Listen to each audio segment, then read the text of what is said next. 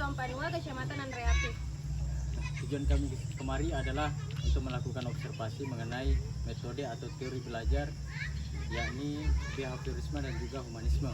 Adapun struktur yang kami lakukan adalah melakukan wawancara dan juga mengambil contoh pengaplikasian di dalam dua metode tersebut sampai pada presentasi dalam mengenai materinya. Bismillahirrahmanirrahim. Assalamualaikum warahmatullahi wabarakatuh. Waalaikumsalam. Pertama kita selalu mengucapkan bersyukur kepada Tuhan dan juga kita selalu meminta selawat serta salam kepada junjungan kita Nabi Muhammad SAW. Hari ini pada kesempatan kali ini kami sudah berada di sekolah di Al-Quran Bersiang. Sebelum kita masuk proses wawancara mengenai tentang teori belajar, yakni metode dalam proses pembelajaran, sebelum itu kita sudah berada bersama dengan narasumber, yakni Ibu Haji Andi Sumarno.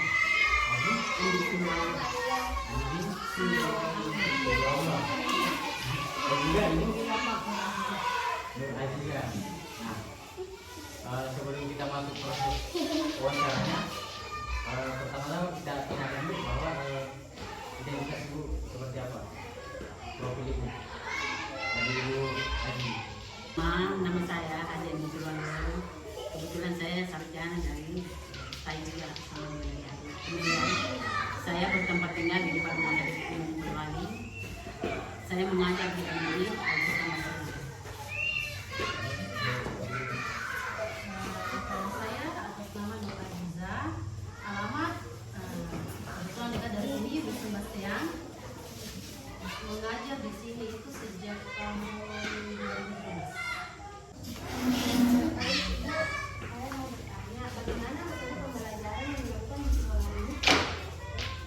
Kalau metode itu, terus metode belajar kami itu kadang ceramah. Jadi kami sebelum mengajar kadang-kadang dijelaskan dulu. Misalnya materi apa yang kita mau ajarkan, terlebih itu kami menjelaskan dulu inti-intinya saja. Kemudian kalaupun selesai, kadang-kadang kami memberikan pertanyaan-pertanyaan yang seputaran materi yang dibahas. Setelah itu baru kami memberikan yang ininya. Kadang-kadang juga kami menggunakan, kalau tadi kami menggunakan wawancara, kadang juga ilustrasi, apalagi kalau kelas 1, 2, 3 kebanyakan di situ.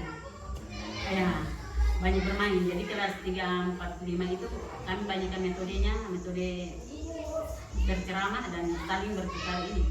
Karena anak-anak kelas 4, 5, 6 itu sudah mulai bisa mengeluarkan pendapat, mengeluarkan apa yang dia pengen tahu.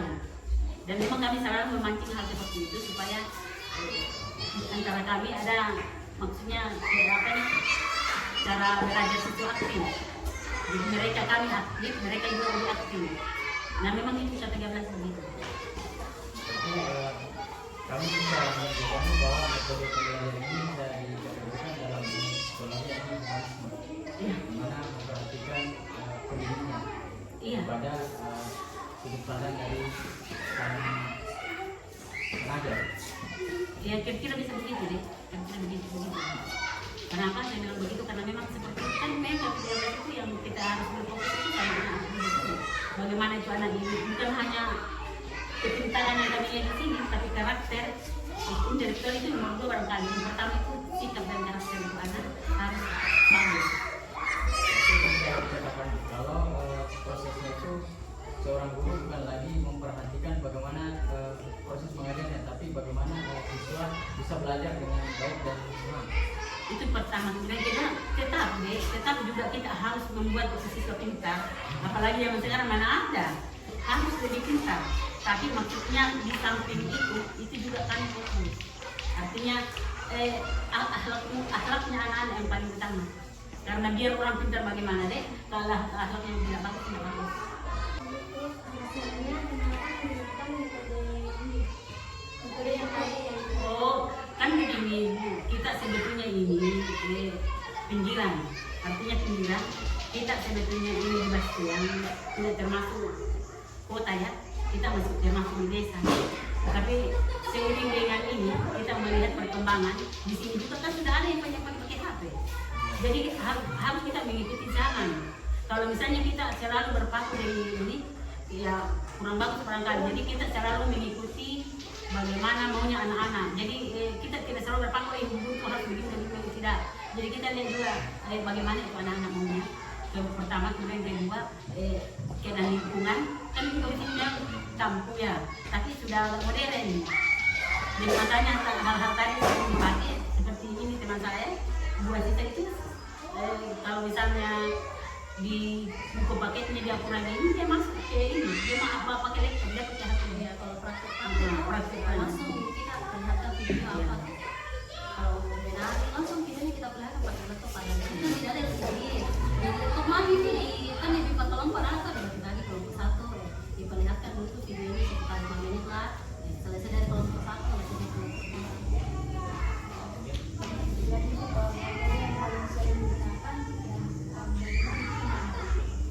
Kalau metode yang sering digunakan itu pertama banyak ceramah. Kalau di kelas tinggi ya, kalau di kelas bawah itu 321 itu kami sering banyakkan bermain, bernyanyi, bermain. Nah, kan memang seperti itu. Tapi itu ya praktek suka ini tuh. Terus kalau ke 4, 5, 6 itu sudah kita mulai mengisi. Jadi hal yang kami gunakan seperti kebetulan saya di kelas 4. Jadi saya banyak berceramah, bertukar mereka saya cerita dan dia pun mendengarkan. Setelah itu saya akan tanyakan kembali cerita dan ceritakan. Jadi mereka ini ada umpan balik. Begitu pun di kelas 5 sampai ke 6. Itu kita, tapi kami tidak monoton di ceramah, tidak. Kami monotonnya CBSA, cara belajar siswa aktif. Jadi memang siswa kami diaktifkan guru ini. Selalu bertanya. Kami selalu memancing untuk bertanya, tahu? Iya. Berarti tidak hanya menggunakan teori-teori tertentu. Iya banyak teori, memang banyak teori. Iya, tergantung dari kondisi, tergantung dengan muridnya dan tergantung materi apa yang kami bahas gitu. Itu yang utama. Saya ingin tanya tentang metode yang digunakan tentang ceramah. Nah, sebenarnya nilai seperti apa yang dari siswa itu yang diinginkan dari ibu?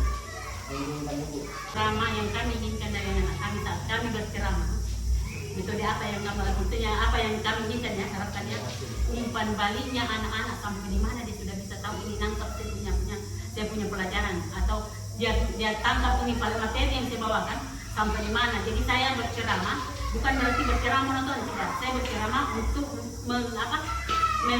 memotivasi dia bagaimana caranya dia mau bertanya sama saya. Karena anak-anak sekarang ditanya pun dia bilang iya, tidak juga dibilang sudah biasa nak iya, dia tanya juga iya. Padahal kalau ditanya dia tidak tahu, karena mungkin faktor dia takut atau segan. Makanya kami kalau berceramah tidak bohong berceramah jauh saja, tidak. Kami berusaha bagaimana caranya itu anak-anak timbul rasanya ingin tahu, timbul rasanya ini dengan cara kami tentunya berceramah, tahu?